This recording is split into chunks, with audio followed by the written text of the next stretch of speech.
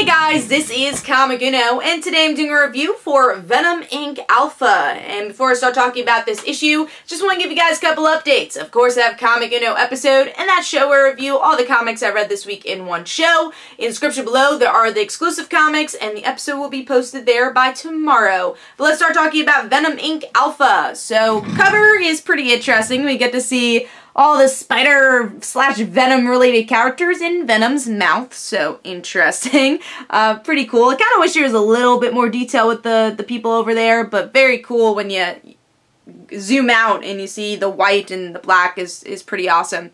But let's see what's going on with the interior artwork. And Ryan Stegman's back. He was writing Renew Your Vows, but it's cool that he's back on artwork for this Venom arc, and I do love Ryan Stegman's artwork in general, but especially for Spider-Man, and I think it really shines the most with those Venom scenes. There are times where the actual people are a little bit cloudy, a little blurry. I think there could have been more detail when the characters are kind of zoomed out a bit, but the Venom stuff is really good and just really solid artwork here. But let's see what's going on with the story.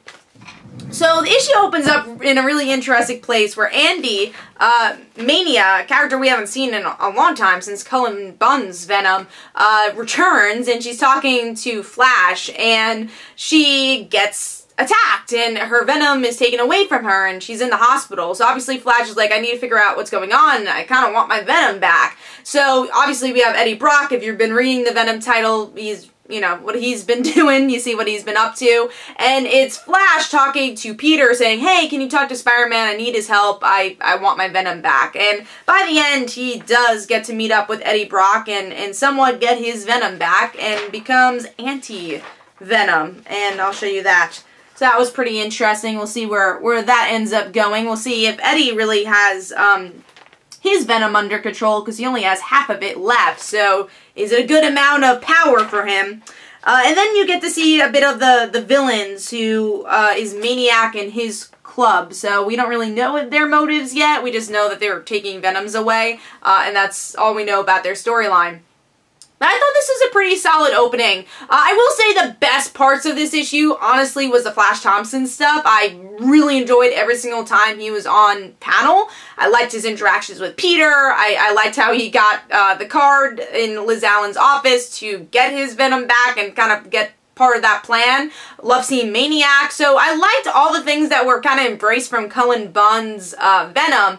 But the other parts, especially with the dialogue, I think was a bit clunky with Eddie Brock. I think could have been a bit more interesting, especially because he is Eddie Brock. Especially, and also for people that haven't been reading Venom, I think they could have caught us up a little bit better with that.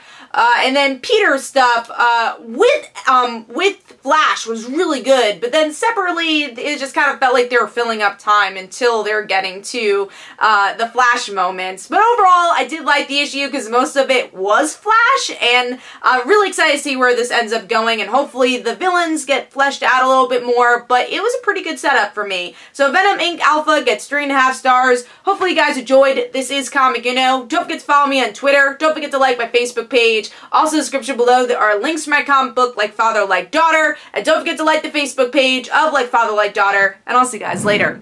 Bye.